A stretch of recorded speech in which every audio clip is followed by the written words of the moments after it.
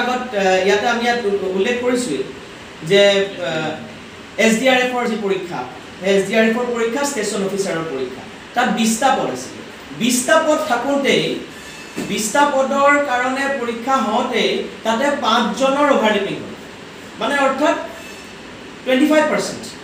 5 জন হলে 25% হ'ব 25% যদি আমি ধৰি লওঁ তেনে 51000 25% কি হ'ব 51000ত প্ৰায় 12000 প্ৰাৰ্থী 12000টা পদ আলটিমেটলি ব্লক হৈ গ'ল কাৰণ 51000ৰ আসলে এপইন্টমেন্ট হোৱাৰ সম্ভাৱনাতকৈ এতিয়া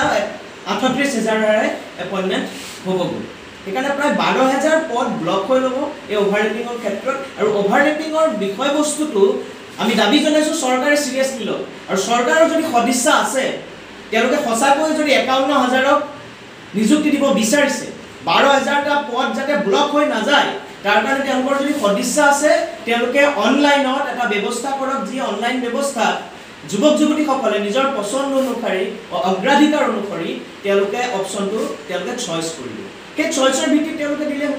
যোনে যিটো চইচ কৰিছে যোনে আগত যিটো চইচ কৰিছে যাৰ নম্বৰ বেছি সেই চইচ অনুসৰি তেওঁলোকক যেতিয়া সিৰিয়ালি ফিল আপ কৰি আহিব সম্পূৰ্ণ 51000টা পদ তেওঁলোকে ফিল আপ কৰিব পাৰিব কাৰণ আমি ডিৱাইএফআইৰ ফালৰ পৰা এই তিনিটা দাবী আমি উত্থাপন কৰিলো এক নম্বৰ এই অভাৰলেপিঙৰ যিটো ব্যৱস্থা সেই ব্যৱস্থা ৰোধ কৰাৰ কাৰণে অগ্ৰাধিকাৰ ভিত্তিত চইচ দিয়াৰ মাজেৰে অনলাইনৰ জৰিয়তে আগতীয়াকৈ যে তেওঁলোকে যাতে চইচ দিব পাৰে আৰু তাৰ মাজেৰে 10000টা পদ বন্ধ নাৰাখি সম্পূৰ্ণ 51000টা এপইন্টমেন্ট তেওঁলোকে যাতে স্বচ্ছভাৱে দিব পাৰে তাৰ ব্যৱস্থা কৰক এক নম্বৰ দুই নম্বৰ হৈছে এপিএসসিৰ এই সমগ্ৰ যি এটা অভিযোগ উত্থাপন হৈছে বহু ক্যান্ডিডেটে যে অভিযোগ উত্থাপন কৰিছে যে তেওঁলোকে যি নম্বৰ পাব লাগিছিল তেওঁলোকে সেই নম্বৰ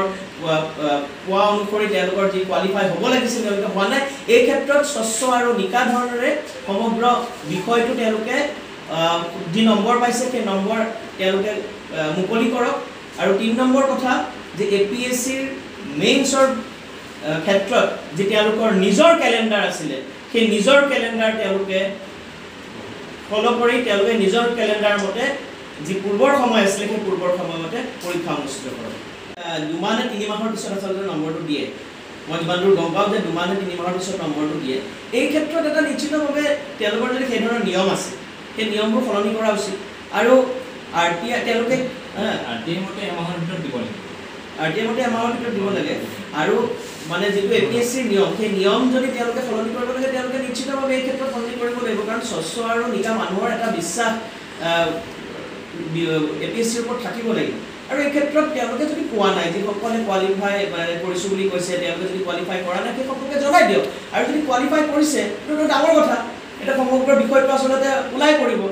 কাৰণ দুই ধৰণৰ কথা হ'ব পাৰে এটা হৈছে তেওঁলোকে গোটেই বিষয়টো ওলাই পৰাটো ভয় কৰিছে